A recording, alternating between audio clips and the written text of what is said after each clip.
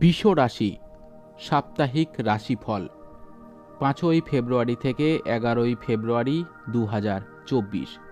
চন্দ্র রাশি থেকে একাদশভাবে রাহুর উপস্থিতির কারণে স্বাস্থ্যের দিক থেকে এই সময়টি বিশেষভাবে ভালো যাবে এবং আপনার সুস্বাস্থ্যের জোরে আপনি আপনার পরিবারের সদস্যদের খুবই যত্ন নেবেন, যার কারণে পরিবারে আপনার সম্মান বৃদ্ধির সম্ভাবনাও রয়েছে।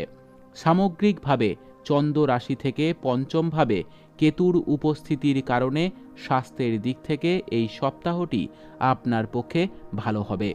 এই সপ্তাহে আপনি আবশ্যিক ভালো আর্থিক লাভ পাবেন, কিন্তু লাভের পাশাপাশি আপনি অনেক ধরনের বিনিয়োগের দিকেও আকৃষ্ট হতে পারেন।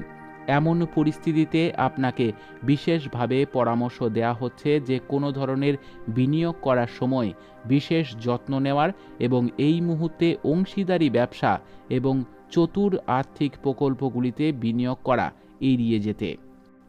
এই সপ্তাহে আপনি পারিবারিক সমস্যা সামলাতে অনেক কষ্ট পাবেন।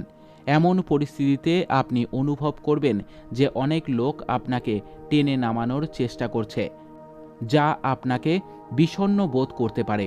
এই সপ্তাহটি এই দিনগুলির মধ্যে একটি হবে যখন আপনার কর্মজীবনে এগিয়ে যাওয়ার জন্য আপনার কাজের কোনো অভাব থাকবে না।